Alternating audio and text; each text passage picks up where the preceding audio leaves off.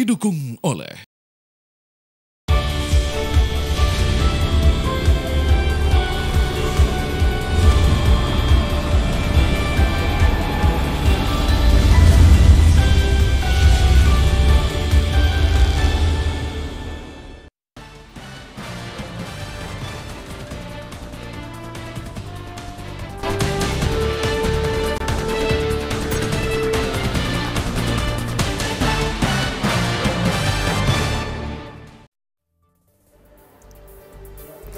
Selamat sore pemirsa, kabar pemilu kembali hadir menemani Anda selama setengah jam ke depan, tentunya dengan kabar seputar pemilu 2024. Bersama saya Gina Vita, inilah kabar pemilu selengkapnya untuk Anda.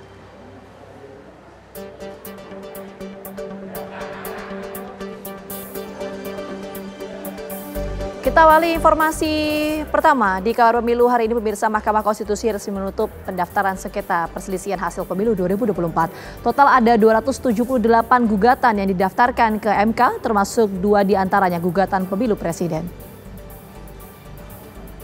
Gugatan terbanyak tercatat diajukan partai politik untuk pemilu legislatif.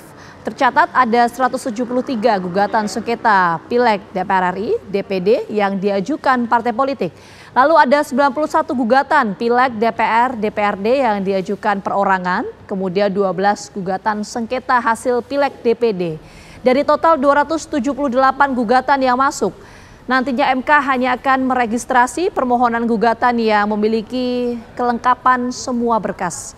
Berdasarkan peraturan MK tentang tahapan kegiatan dan jadwal penanganan perkara perselisihan hasil pemilu, sidang perdana akan digelar pada 27 Maret 2024.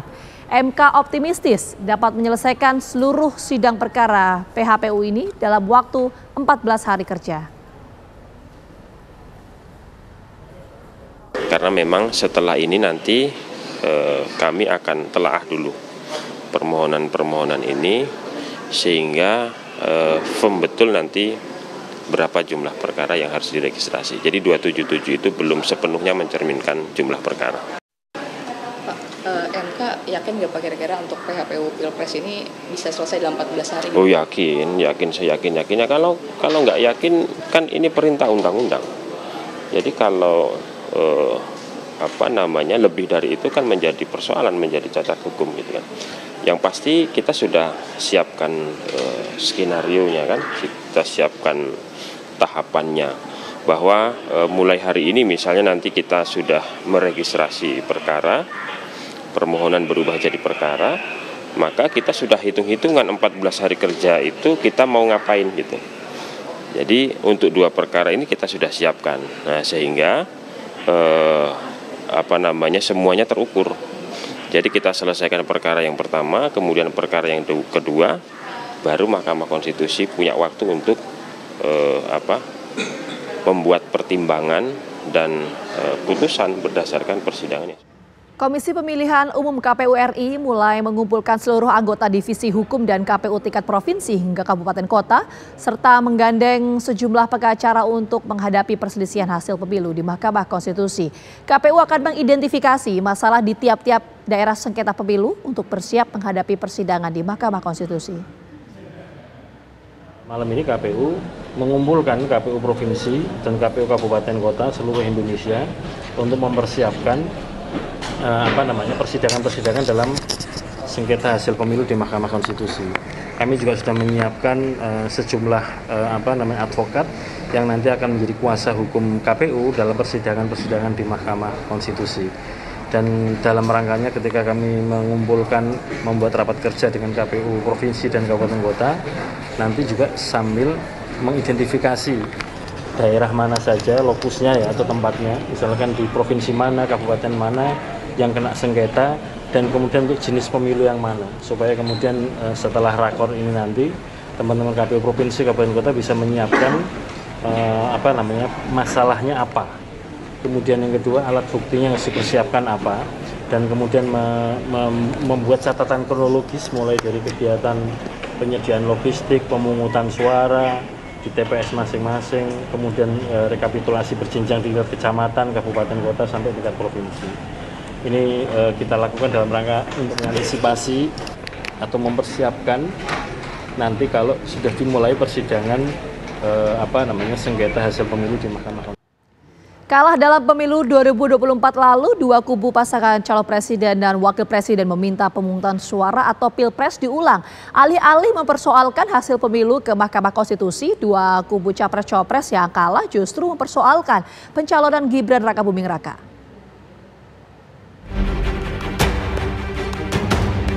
Setelah Komisi Pemilihan Umum KPU RI memutus hasil pemilihan presiden 2024 lalu, dua kubu yang kalah telah mengajukan gugatan ke Mahkamah Konstitusi.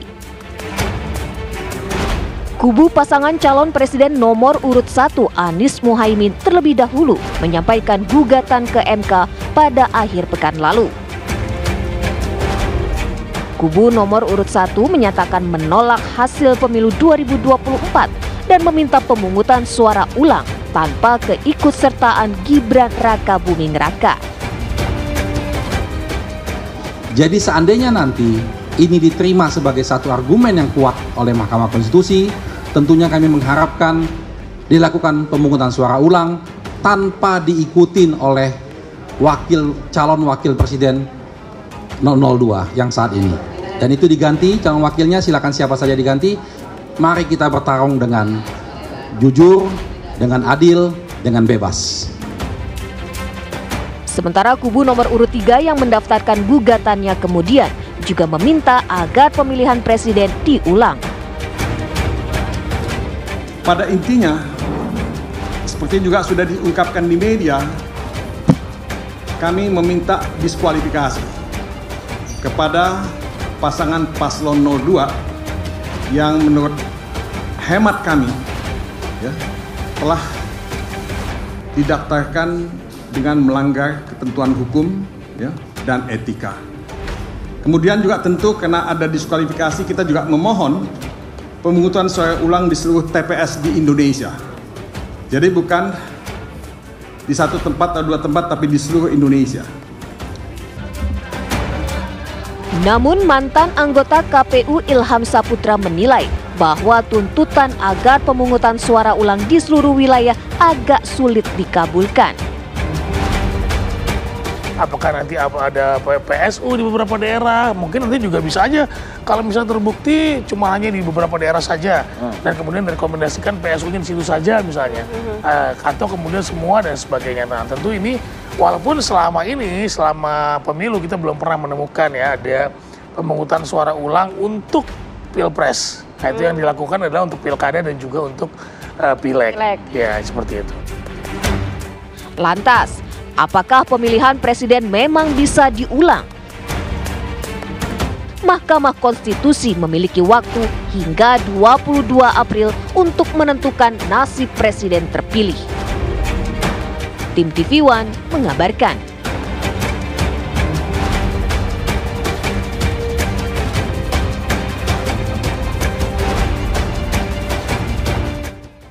Kita ke informasi lainnya, pemirsa. Partai Persatuan Pembangunan resmi mengajukan gugatan perselisihan hasil pemilihan umum kepada Mahkamah Konstitusi.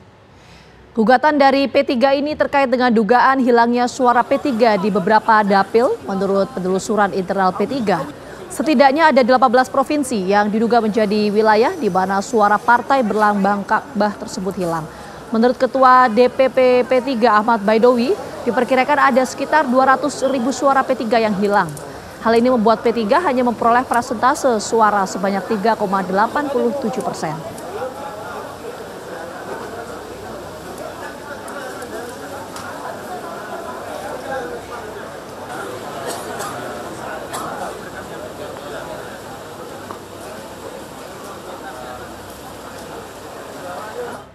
Dari gedung Mahkamah Konstitusi telah bergabung rekan Yohanes Leonardo. Ardo, bagaimana situasi terkini dari gugatan pemilu 2024 di gedung MK?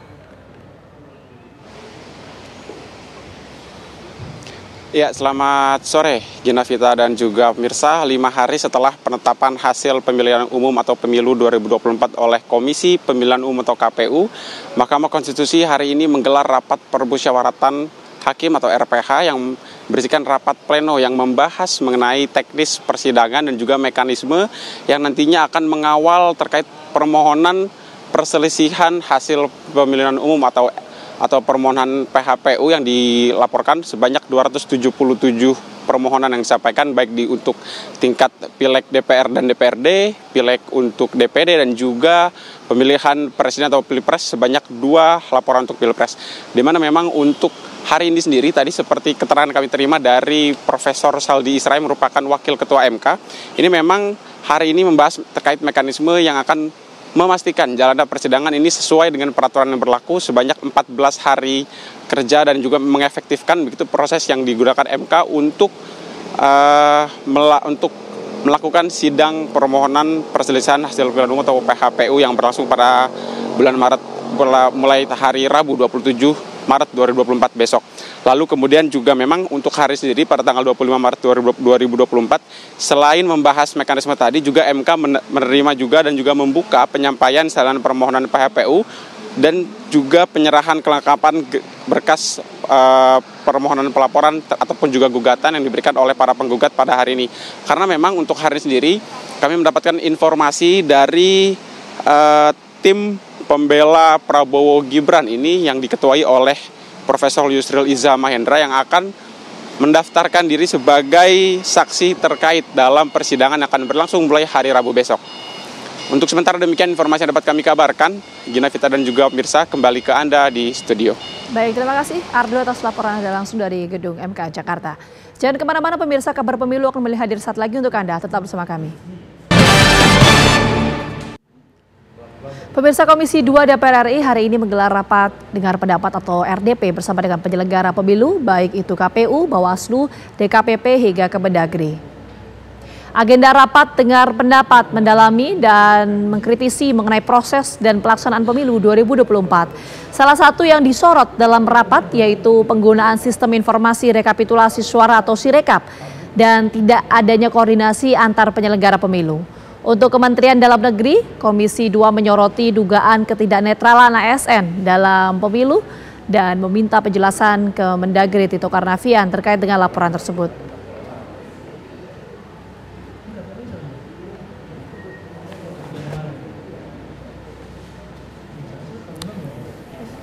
Lalu untuk mengetahui bagaimana perkembangan terbaru mengenai rapat dengar pendapat antara Komisi 2 DPR RI dan penyelenggara pemilu telah bergabung bersama kami rekan kami ada Adia Anwari. Adia, apakah RDP ini masih berlangsung dan poin-poin apa saja yang dibahas dalam RDP kali ini? Baik, selamat sore Gina Vita dan juga pemirsa TV One. Memang untuk rapat dengar pendapat atau RDP ini memang telah selesai dilaksanakan pada pukul 2.15 waktu Indonesia Barat tadi. Tadi rapat ini dimulai pada pukul 11 siang, jadi kurang lebih ada 3 jam waktu lamanya. Tadi diselenggarakan rapat dari berbagai instansi yang datang dari mulai KPU, Bawaslu, DKPP hingga Mendagri. Tadi kurang lebih salah satu poin ini yang di-highlight dari Ketua Komisi 2 Ahmad Doli. Di antaranya adalah penggunaan aplikasi Sirekap. Karena memang Sirekap ini merupakan alat perangkat aplikasi berbasis teknologi informasi yang digunakan pada saat rekapitulasi suara pemilu 2024 yang kemarin.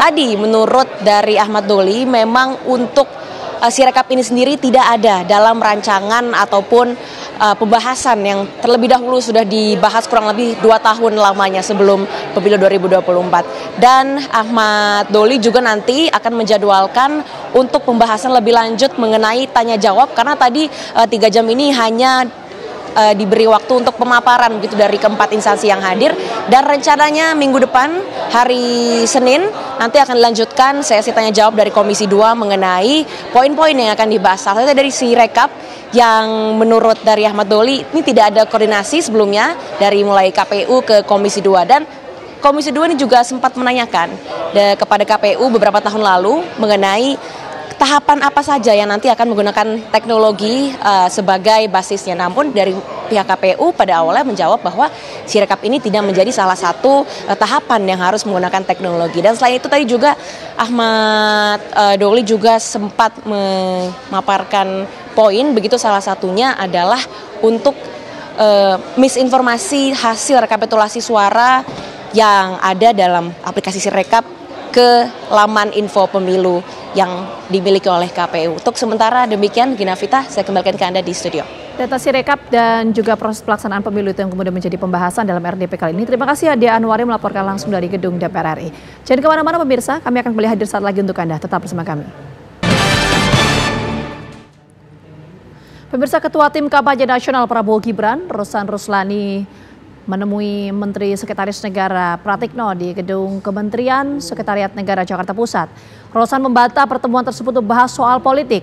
Ia berdalih pertemuan tersebut dilakukan guna membahas posisi Duta Besar Indonesia untuk Amerika Serikat yang hingga saat ini masih kosong. Pemerintah Amerika Serikat senantiasa menghubunginya untuk membahas perayaan 75 tahun hubungan Indonesia-Amerika.